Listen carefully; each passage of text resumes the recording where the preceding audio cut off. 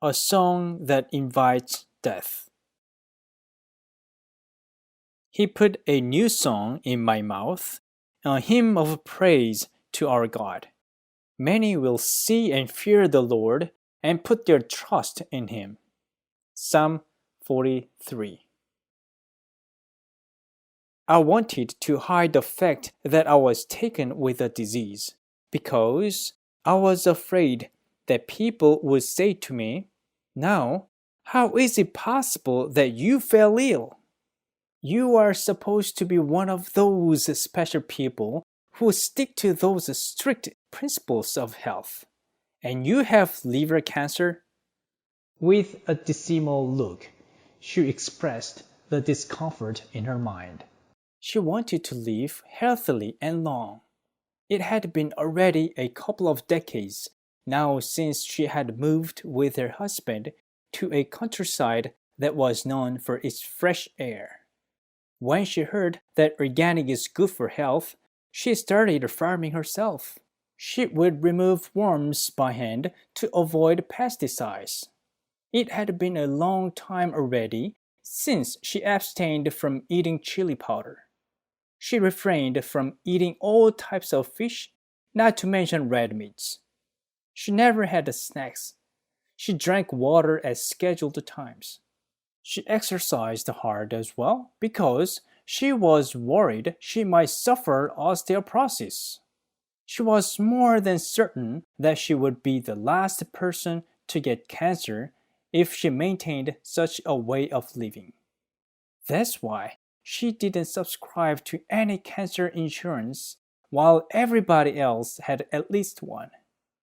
She believed 100% that God would keep her from getting cancer, since she was faithfully following His commandments. At some point, however, she began to frequently feel tired. She thought that it was nothing serious though, thinking that it was because of aging. As time went by, she sensed something was wrong. She went to a local hospital. The doctor asked her questions and did a few tests and suggested she go to a bigger hospital because she had a liver problem. It was quite a shock to her. She had never sensed anything suspicious about her liver. Stunned, her husband hurriedly took her to one of the major hospitals in Korea. And there, she was diagnosed with liver cancer. The doctor said that there were a lot of stones in her liver. She received a surgical operation 3 times to remove those stones. After the operations, a large part of her liver had been cut out. She was now in a patient room to wait until her health recovered. Many patients came in and left about a week after their surgery. She noticed that while a number of patients had already come in and left, she still hadn't been discharged yet. She had been at the hospital for well over 1 month, almost reaching a full 2 months now. Yet her doctor kept tilting his head. She could no longer keep patient and asked him why on earth he wouldn't let her go. After a moment of staring at her, the doctor said to her, "You are one of the worst cases I have ever seen. I can't let you leave yet because I still have to study and observe your case." The face of her husband, who was also listening next to her, turned pale.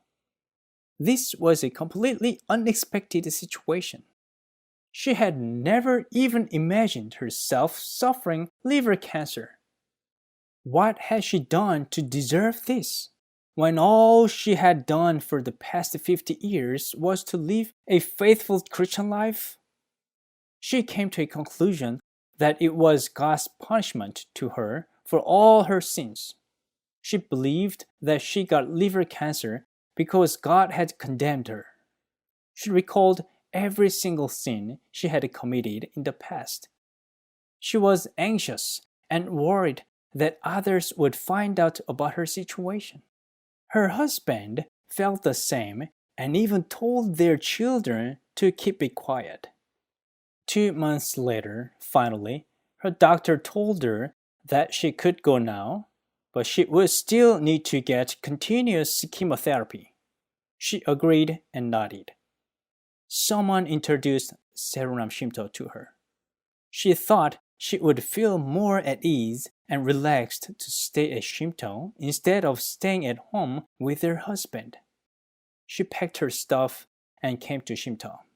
And as she listened to the lectures every morning, she realized why she had developed cancer. For her whole married life, she lived with her mother-in-law. She was always burdened and pressured with a sense of responsibility to fulfill her filial duty. While she should genuinely love her mother-in-law, in reality she couldn't. She was distressed and felt guilty when she realized that there was no true love in her mind. She was also stressed by relationships with other people. There was not a single day where she felt stress-free. In the end, such heavy stress led to her illness. Hating or not being able to love is a song that invites death. Death is not a punishment from God. He is love. In Him, there is no darkness. Hatred comes from Satan. And she had been letting him in without any filtering and bore the hatred Satan had put in her heart. The result had come out as liver cancer. Satan is the source of evil thoughts. Satan was the cause of the disease. He was the one who brought her to suffer the result of sin. She, once again, really realized the fact that God has forgiven all her sins. She shed tears of gratitude when she found out that it was not her forgiving God who punished her. As soon as she broke free from the feeling of guilt, she felt relieved. Since then, every time her past sins came up in her mind, she knew it was Satan who was trying to disturb her peace. Then she earnestly prayed and called upon Jesus. When she forgot about Jesus, the peace in her mind was shattered. So it was either one of the two: to immerse in the thoughts of Jesus or in the unnecessary and useless thoughts from Satan. When she refused to get any more chemotherapy, her doctor was very upset, but she now clearly knew the cause of her illness. A great environment and surroundings were completely fatal if there was no love in mind. The most important thing in this world is to bear love in one's heart. She knew that no matter how many times she got chemotherapy, her cancer would not be cured if she kept hatred in her heart instead of love. She also knew that she would be healed even without chemotherapy as long as she kept love in her heart. With confidence, she calmly told her doctor that she didn't want any more chemotherapy. She asked him to wait for a few months to see how she would be when she comes back. She left the dumbfounded doctor behind without regret. At Shimto, she relied upon God very much. She tried her best to fix all her mind and soul upon Jesus. She called upon Jesus countless times. Finally, continual peace and love took place in her heart. Her mind was finally in a soft and tranquil state by establishing a good relationship with God. A few months later, she went with her husband to see the doctor. He was completely taken aback and speechless to see the most hopeless patient, who he had assumed to have been dead already, in such good shape. Like the first time, he did many tests on her, and the result was simply impossible for the doctor to understand. Looking at the test results, He quietly said to her, "I guess you prayed every day." Without hesitation, she answered, "Yes, God cured me." Looking at a patient who once made him feel incompetent and helpless reappear recovered, he couldn't deny what she said. He ended the meeting by saying, "Come back again 3 months later." When she came back to Shimto, she was filled with joy.